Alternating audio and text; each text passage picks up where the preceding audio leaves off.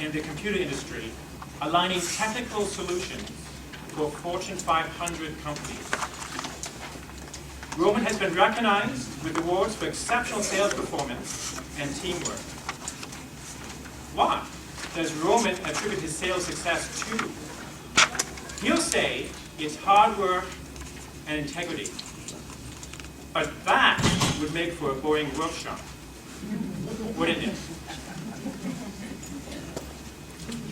How about a magical influence journey of intrigue and adventure? We're about to learn the secrets of highly influential people. From these smoldering embers, Roman will ignite your abilities to influence others. Once ablaze, your success awaits you. Whoa. Nice. Roman is an active trainer and workshop presenter. He is currently teaching a course through the Toronto School Board Continuing Education Program entitled Influence and Persuasion for Business. He returns to this workshop stage for the 6th year in a row. Please join me in a warm welcome for our facilitator, DTM Roman Smollett. Influence, Roman Smollett.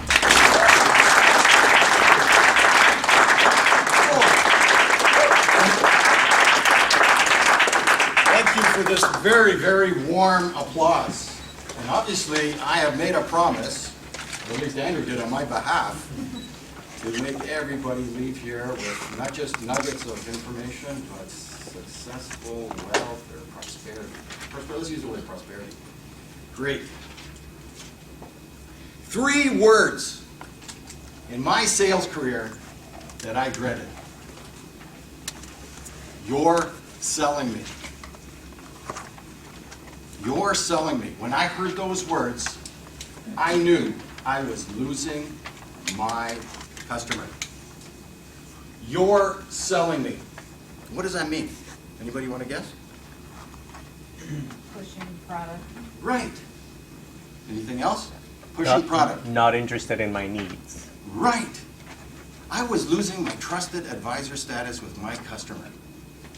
And when I started to sell, which was pushing the customer into an area they're not interested in, then I was losing my ability to influence. You paid the guy the most money to sit up here to give you all the right answers. It's like prompter. I look down here, there's influence. You have that voice for this. That's excellent. So, how do you influence? How do you influence? What's your guess for influencing in sales? What do I need to be, or how do I do it? That's the question. Okay? You listen. Listen, active listening, key component. Be genuine. And? Genuine. I can't hear. Be genuine. Be genuine. Do I look genuine? I've mastered that one. I don't listen very well. Okay.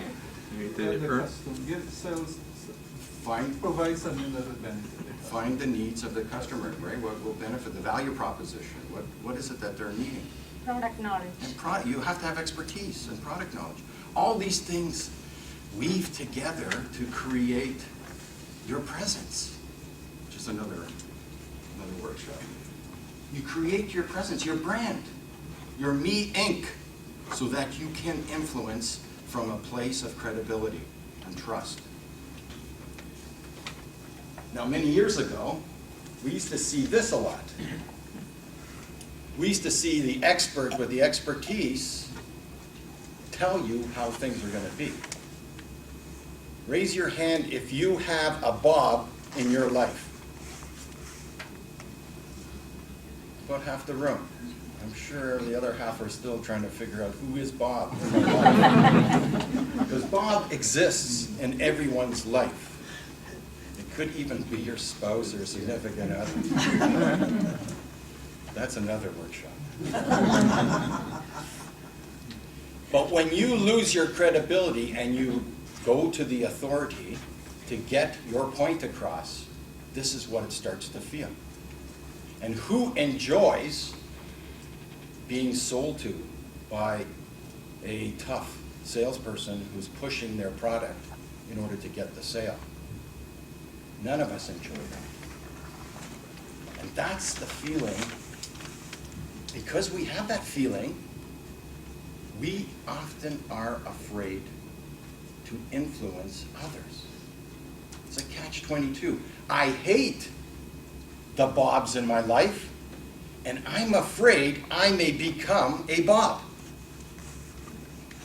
I got some head nods, right? Does that sound? And this is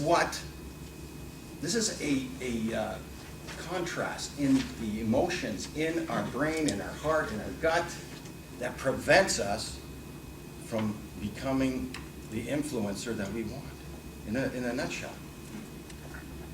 But can we learn to influence so that our influencing goal and objective becomes more of a conversation? That's the secret, is how do you make it a conversation? How do you make it a two-way street with your target, your client, your person that you're trying to influence? How do you keep it on a conversational level, and then the both of you, or the club, are moving in the direction that you all agree is the place to go to achieve the values, to achieve the benefits that you want to achieve. And so it's this conversation that is the secret in sales to become a trusted advisor, not a used car salesman who's pushing product and really doesn't care about the relationship. But on the other extreme, it's a trusted advisor. And everyone here who takes a role in their club and is motivating and inspiring fellow Toastmasters to reach their goals is in a position to have that conversation and help their fellow Toastmasters get to reach their goals. In so doing, you are discovering the influence powers that exist within you. So what I love about Toastmasters is it gives us the opportunity to practice and discover the influential power that we have, because we're all moving in the same direction to reach the same goal. Am I right? Excellent. And so it's not the Bob relationship that we're looking for. It's a relationship of mutual influence. This quote by Kenneth Blanchard many, many years ago is becoming prophetic. Our companies, our company culture is changing from an authoritarian Bob-led organization to one where there's collaboration that's requiring influence. Influence from the leaders to allow people to have conversations, to disagree with each other, and to find a common goal and to aspire to something greater. And for the individual to be able to feel comfortable to disagree with others, to provide their ideas, and to speak up. That's what I love about this quote. And a lot of the gurus today, and the Googles and the Facebooks and all these new companies are saying, we are going to an influence-based model where it's collaboration, where we want people to come to meetings and disagree with and to fire up things and get really passionate about the product and the company. And it requires that everyone influence everyone else. So no longer can we feel anxiety or fear of taking voice, of wanting to influence your fellow, because you cannot reach that higher level, discover the passion in the company, the product in the company, to move things forward, if you cannot feel like you can influence. Coca-Cola, this is a quote from our corporate Toastmaster presentation. Coca-Cola has discovered this exact thing. Here's this quote. Now, let me read it to you. I see great value in Toastmasters International proven programs for developing great communicators and influential leaders. Coca-Cola is developing this mindset that I'm talking about because they value, this is what keeps people engaged at work. When your opinion isn't put down because Bob says this is the way we're going to do it, it's when it's promoted and the best ideas flow to the top. Coca-Cola knows this, and you get the best out of people, and people are engaged at work. How many people lose engagement at work? Right? It starts to be a bit of a, oh my gosh, not you, Frank.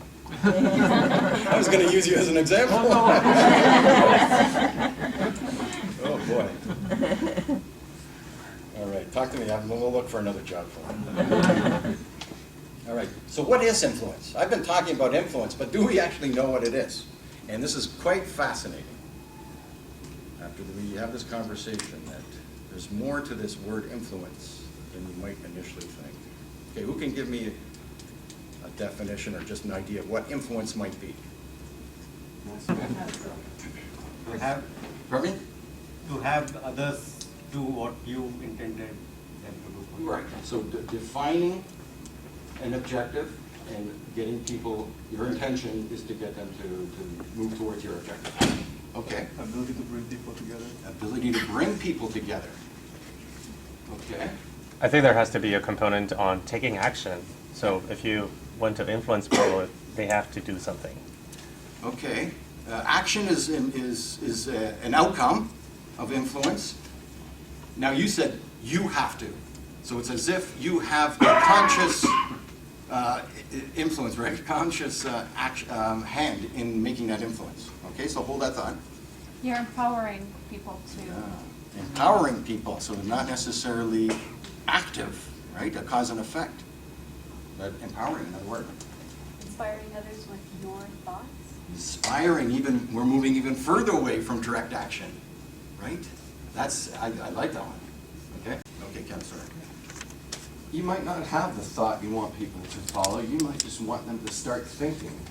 So I'm not so sure it's always about, I have an idea, I want other people to follow me. It might be that you're trying to inspire people to raise their understanding and consciousness of a problem.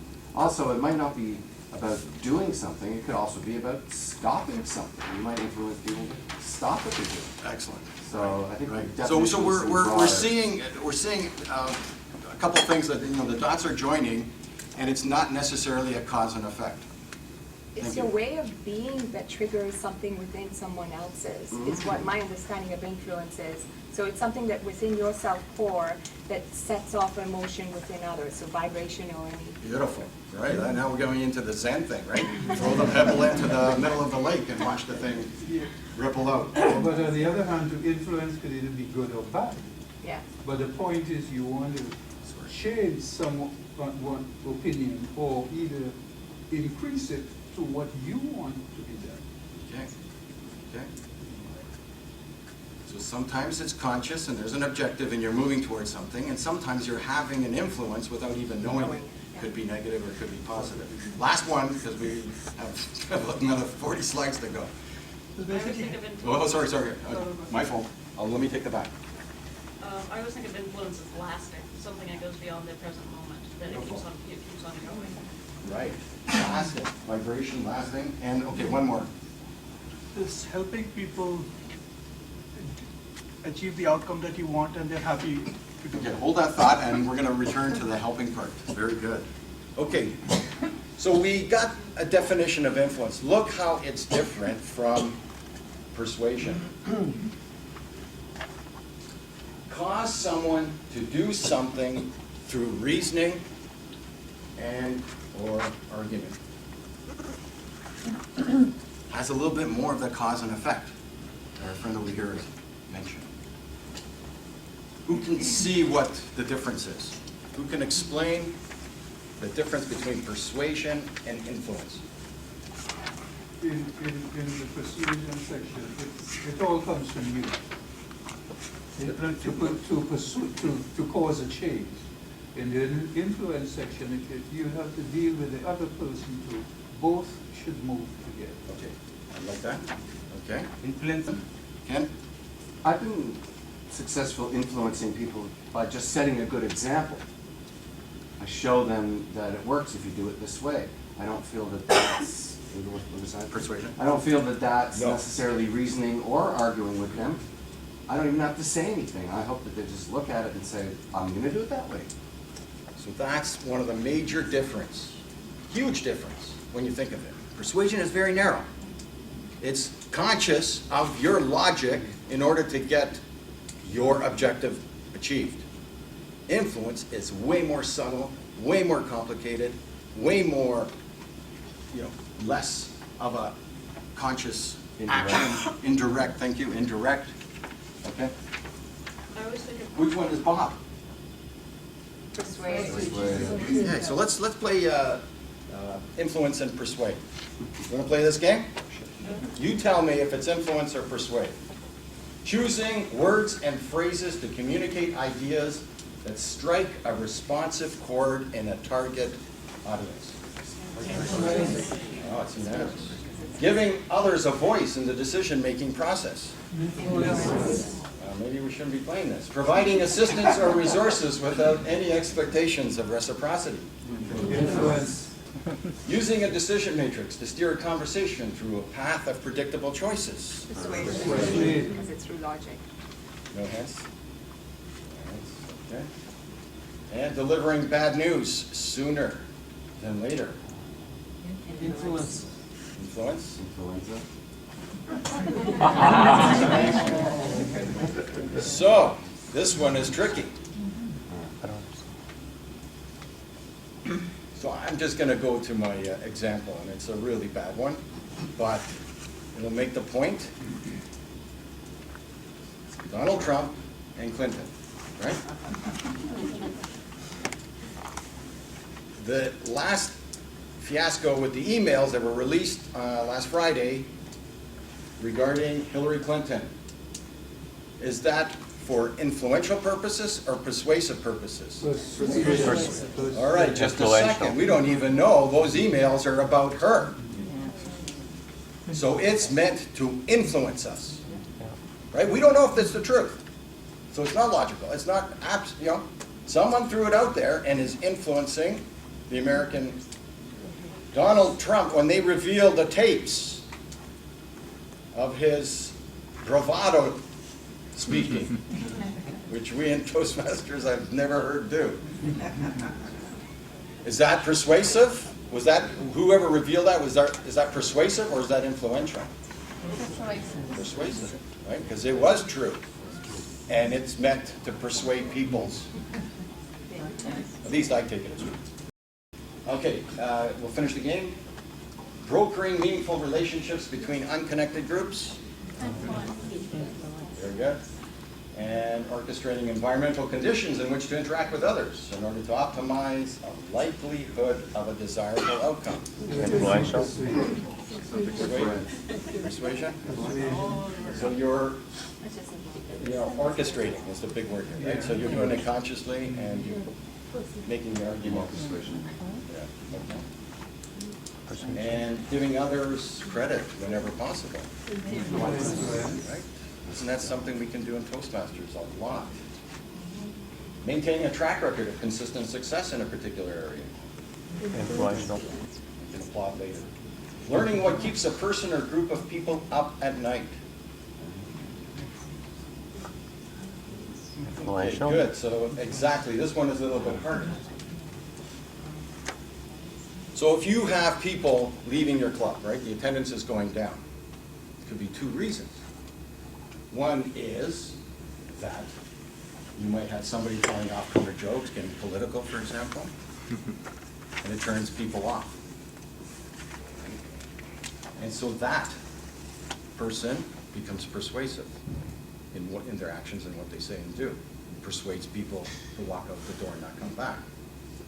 But you could also have a manager from the company attending the meeting and then stop attending, and at the same time, there are going to be layoffs.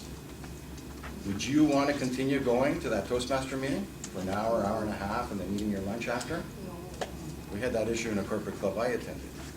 or attendance dropped through the floor when the managers left. That was a big influence. So people go home and think about, what am I supposed to be doing tomorrow? Should I go or not go? You could be persuaded or influenced. It's a pretty complex. All right, you did pretty good here. Now, coming back to our point of positive. When trust is present, when things are positive, influence increases, and persuasion is positive. Logical argument is positive. All of us already do this. There's nothing new that I'm going to tell you today that you do not already do. Do you agree? Yes. It's just a matter of discovering and practicing, becoming aware, finding the triggers in your body that hold you back or then motivate you to want to share and influence another person. And it's up to you to use it in a positive way. Why? What is manipulation? Manipulation is changing someone's action or thought to what you want. Exactly, right? It's using means to serve your purpose. So, you know, I hate to use this one again, but the used car salesman idea, or the stereotype we have of a used car salesman is someone who will tell you the good things about a car until you get all excited about it because of the price, but fails to tell you what they may know, and probably do know, about the pitfalls of that car in order to make the sale. And coercion?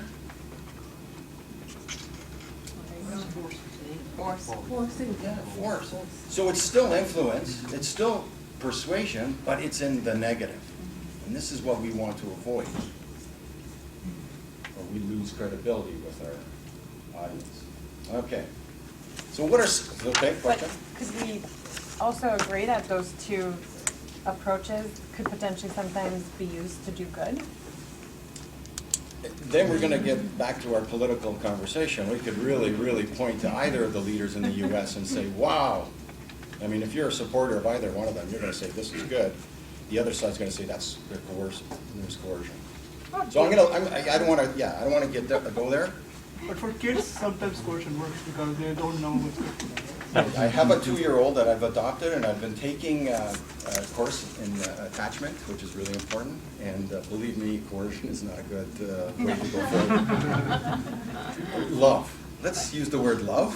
Building a loving relationship with Coercive your... love. Coercive love? I feel like it's coercive.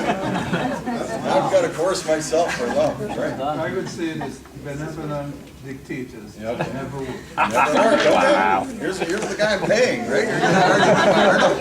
I'm not going to argue with Arnold. All right, let's keep going. So, in Toastmasters, we might hear these things, and we know that they may not work. My way or the highway. This is the Toastmaster way. Have anybody heard that coming out of Bob's mouth? Right? And you're wondering, well, what the hell am I doing here then? If it's going to be your way, what fun is this? Yes. How often is voluntold the way things get done? Bruce?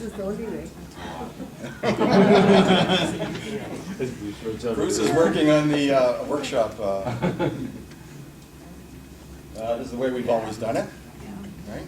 So then we don't have collaboration, we don't have input from other people.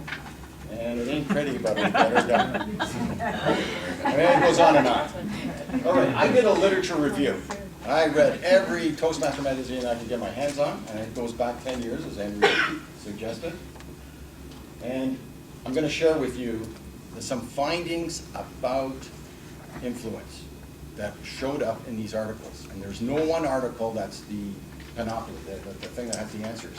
They all have just little pieces, and you're going to see an interesting story. The Magical Ride will reveal an interesting story up here. In this magazine, Speaking to Influence, classic persuasion techniques. If your audience needs to mail money, provide them with a stamped envelope in order for them to know what to do. Okay, we all agreed that's an influence. And in this article, Leadership Lessons from the Real World, just a couple months ago, this is a co-mentorship relationship where people might spend an hour together switching roles between mentor and mentee to further build their skills. So people switching roles, taking part in helping each other. What are these two examples of? What principle can we derive from these two quotes?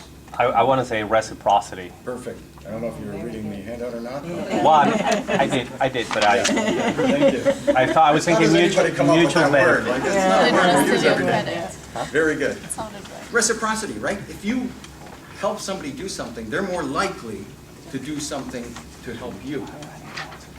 That's the law of reciprocity, and that's a way of influencing. So the next time you're looking to influence in your club, you might think, well, what have I done to help that other person? And maybe I just need to bring that up. Maybe I can prime the conversation. Remember when I did this? And all of a sudden, they're in the mood to want to reciprocate. Isn't that manipulation? When you say, I did that for you, remember? That's manipulation. If you haven't lost credibility, then it's influence. If you start to look like a used car salesperson, I agree. All right, let's look at some more. Not everyone has time to help. You have to be okay with hearing no from people. Ask if they know others who might have advice to offer. And from the 10 rules of leadership, provide what they need to succeed. Right? It's tough for people to do a good job, to do their best, when they don't have the tools to do the job. What would this be a principle of? Make sure they know what they need to be done. Training, okay. Yeah. Yeah, making sure that they're aware of what the objectives are, what do they need. Okay, this is good, thank you. Empowering. Okay, I'm gonna, what is it? Empowering. Empowering, right? Training, empowering. Right, I'm gonna jump to what I'm after here. In Toastmasters, we have opportunities.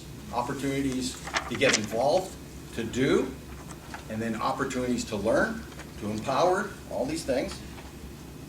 But they're scarce. They're not unlimited.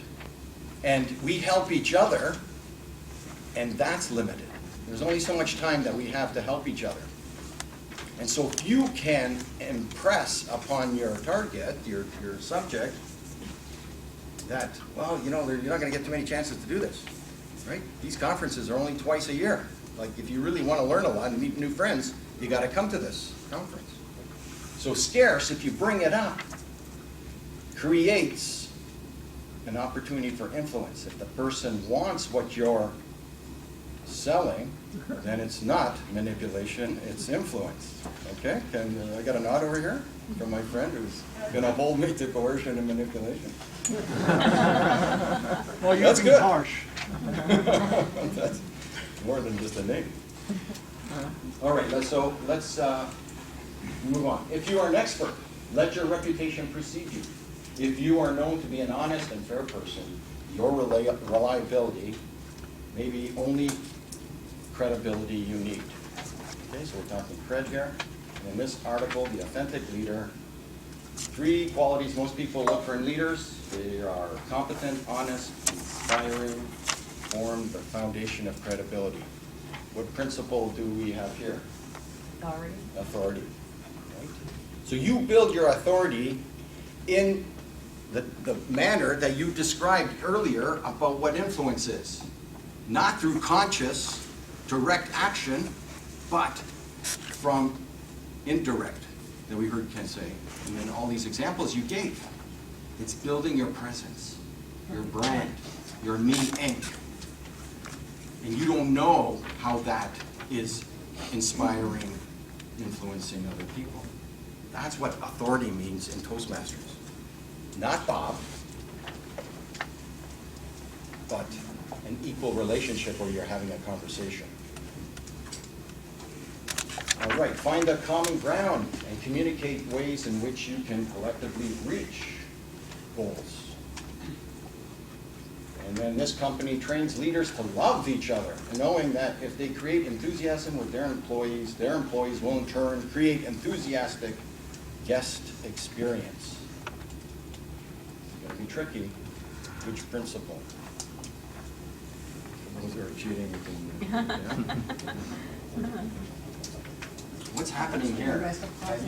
There's a reciprocity of something. What? Values. Values and beliefs. When Ralph Smedley says, share with others the benefits that you have gained for yourself, what have you gained? You've gained knowledge. You've been empowered. You've got new values. You have become more conscious of a new belief.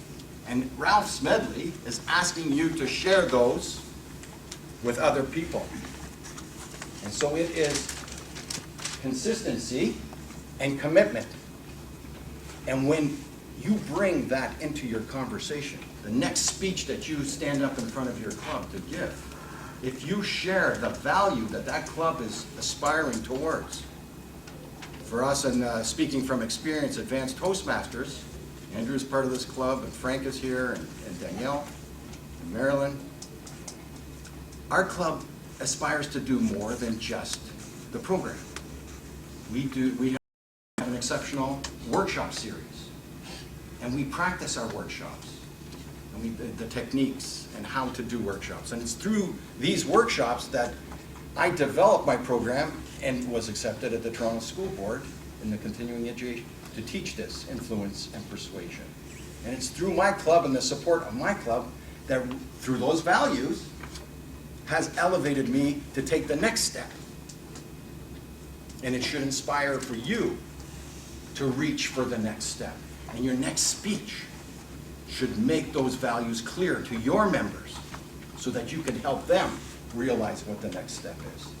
That's consistency with values and a commitment to move in the right direction, in a direction.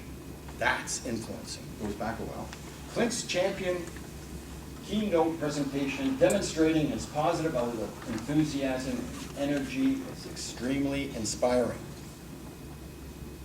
In this quote, persuasion should rely on fact-based thinking, cite credible sources, particularly for assertions that might be unfamiliar to the listener. What principle would this?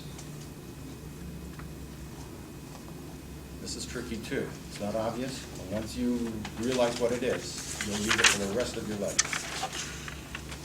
So when you're using references to other people to make your point, what are you doing? Credibility. You're reaching out to credibility. You're getting, the official term is consensus or social proof. The credibility that someone else got there and did that. One more.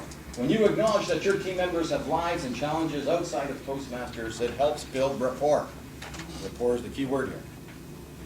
I love my job. To work for a man with character, vision, purpose is far greater than working for money. Principle? Respect. Yes. And that respect translates into friendship and liking. So people will listen to your message, to your conversation, if they like you. As a trusted advisor in sales, if I didn't have a rapport and if the customer didn't like me, I wasn't going to be invited to come back. Nobody has time now to have meetings with other people. It's just a little time. You have to be precise and get to the point, which I'm having trouble with. Thank you, Brent. Right? And that's through liking. It's one of the variables that people use in order to invite you to have that conversation to be influential. All right, so these 6 principles, I didn't make them up. Has anybody seen these 6 principles before? Yeah. They've been around for 30 years. Danielle has. Someone has half seen them. They're by this professor, and he wrote this book 30 years ago. They've been around for 30 years. And I think the questions that on your handout, you've got the 6 principles on the back, and there's questions underneath to help you ask, how can I use this principle in helping me persuade or influence my fellow Toastmaster? We heard about influence and persuasion. We may be in an environment, for example, we're dealing with a procurement that sets up the stage to persuade. What's your recommended approach to respond to that? So I promise not to talk about hard work and integrity. But to me, a trusted advisor is someone who does the homework before they show up. And anytime you hear the words, "Are you selling me?" means you haven't done the hard work, the preparation. And so if you prepare properly, understand, you said it before, what are the needs? What are the benefits of your product to meet the customer's needs? You're having a conversation and you're navigating to say, how do I get this into your company? Or how does the club get to where it needs to go? It becomes a how conversation, not a what or why any longer. Because you agree together, the goals and the values are the why. And you can agree to those, and you don't feel manipulated, you're not coerced, and you move. So sometimes you can't sell something, it just isn't gonna happen. So as a salesperson, you learn to drop that. That's not gonna lead me to anywhere. Like they say, like only 20%, I mean, this is a goofy quote, but only 20% of your leads will results in 80% of your profits. So. Okay, another question? Any comments you want to share? Pardon me? It's good information. I was thinking of going to my boss and asking for a promotion, and I just realized that that's selling. I have to be more I do this. We had this conversation 2 weeks ago in my class, and this is absolutely true. You've got to show your hard work. You've got to prepare their hard work, your presentation. Yeah. You have to explain why and show the benefits and sell yourself, and then show that you have integrity. And it's for the benefit of the company, not for yourself. Sure. You're rising above yourself and your ego to understand the values and that exist in the organization. Okay, over here. My company, which is a sales organization, we call it earning the right. Right. So earning the right from the customer to go in and perform. That's what a trusted advisor does. He's already earned. So there's like 4 levels. The 3rd level is earning the right. So you're earning the relationship technique, the relationship building, the rapport. That's what you're working towards. The 4th is you're a friend. You're a consultant that is trusted almost as a company member. This is a weird coincidence, but I just bought this book last month and I'm halfway through it. So one of the things that I really appreciated about it is having these things become in your consciousness. So when you're dealing on a day-to-day life, you're understanding when people throw manipulation, so you're able to react better to it. So I do this in my class. It takes 11 weeks. We can't do it all in 45 minutes, -3 or whatever it is. But the truth is, well, let me just do a tangent here for a minute. Okay, thank you, Prem. What prevents people from influencing? Let's flip it. I mean, I've been moving on towards what is influencing. Fear. Fear. Yeah. Maybe not confident. Not confident. Now, confident is going to be an end game, right? We say we go to Toastmasters in order to earn our self-confidence, okay? So hold that one, but fear is holding us back. Trying to be perfect. Which? Trying to be perfect. Trying to be perfectionist. Because they're thinking of themselves. And thinking of your ego, not thinking of the value of the organization. So all these things are triggers. I think about the Maslow's needs hierarchy. Okay, the hierarchy, the up you go, the more your influence capability. So Maslow's hierarchy, right? You want to get to the point where you're in flow, right? Where you're in unity. You're actualizing together to achieve your common goal, okay? But what's holding you back is the zone of comfort. And that's what we feel when we have fear of speaking. It's exactly the same thing. It's feeling like I'm not perfect enough. I'm not good enough. People are going to criticize me. That keeps us in the middle. It keeps us in this comfort zone. And the triggers that happen, and you have to discover the triggers where this is starting to prevent, the wall is starting to, to rise. So it's the nervousness, the adrenaline rush, the sweating. All these things are the triggers, and then the little voice inside your head that's saying, I'm not good enough, or you're selling. It's not a voice in my head, it was my customer telling me, you're selling me again. then all of a sudden, that's a trigger, and you get flush and you say, okay, whoa, whoa, whoa, what needs to change? And in this article, the authentic leader from last year, Daring Greatly, Brene Brown, she talks about, and this is in your Toastmaster magazine last year, but it's only 2 paragraphs. It doesn't even explain what it is. Vulnerability. The only way to get through your comfort zone is to become vulnerable. And it's a catch-22. You have to feel pain in order to take the next step. That's what we do in Toastmasters. We have to feel the pain to become a more confident, our friend in the back said, self-confident speaker. We have to experience it, or we don't get there. So thank you for that comment. With that, hopefully I inspired you. I hopefully lit the flame inside you to go practice your influential speak on your fellow Toastmasters. This is what it's for. As long as it's good, because harsh is going to come after you if it's manipulation or theory. Thank you very much. Have a good day. Lunch starts in 5 minutes. Just 2 minutes. I do want to thank Roman for the amazing workshop on behalf of District 6. A gift that's a senior come back and do another workshop. Thank you.